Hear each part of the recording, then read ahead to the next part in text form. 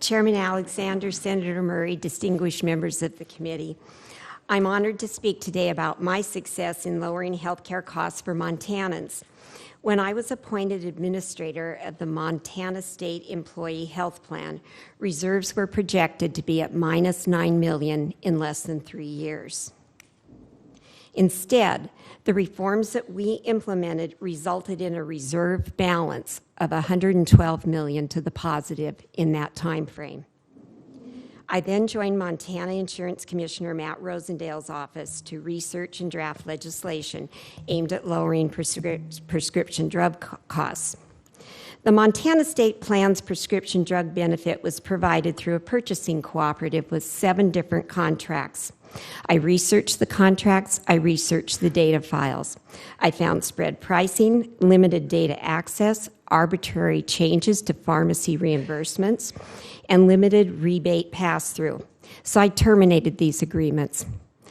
And we contracted with Navitus, a PBM that offers a transparent, full pass-through model with auditability. When CVS refused to accept our level of reimbursement, I kicked them out of the network and immediately saved $1.6 million for Montanans. In just the first year on our new program, we saved $7.4 million, 23%. Now, that might not sound like a lot to some of you from much larger states than Montana, but in the U.S., the privately insured market has $140 billion in pharmacy spend. A 23% reduction could generate $32 billion savings. As proposed, your bill addresses spread pricing and rebate pass-through to generate healthcare savings. The bill also addresses compensation disclosure for brokers and consultants. The current system is flawed. The broker or consultant acts as the buyer's agent, but most often is paid by the seller through confidential agreements. My colleagues found up to 17 undisclosed revenue streams for brokers, consultants, TPAs, associations, and other costs within employer plans. I needed consultant expertise to help us make the changes that had to take place in the Montana plan.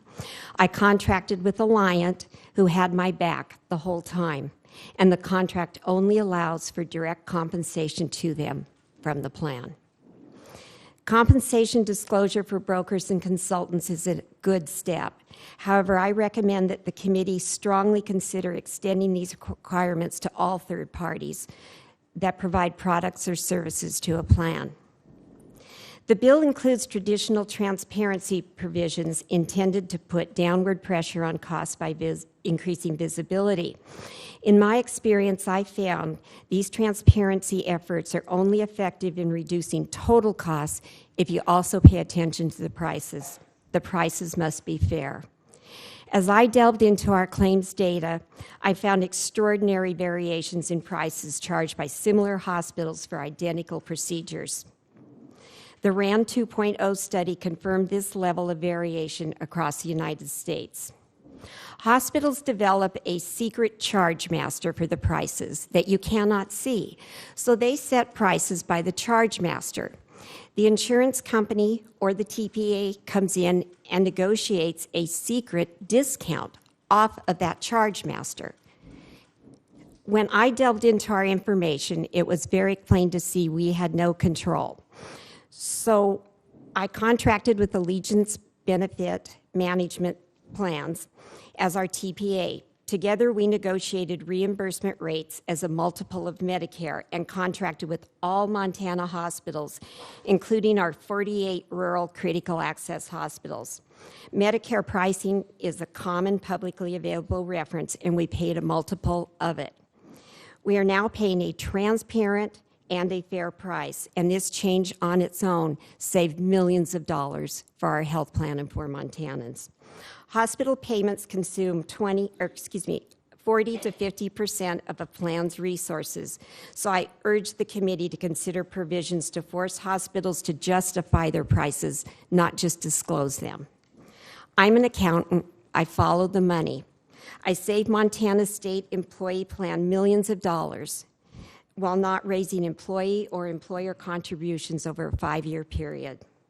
I did this by analyzing data, demanding transparency and fair pricing, finding the right partners, and taking the money out of the system and getting it back to the taxpayers and the members. It was my fiduciary duty to do so. The bill before you demands better business practices from the healthcare industry, and I thank you for that.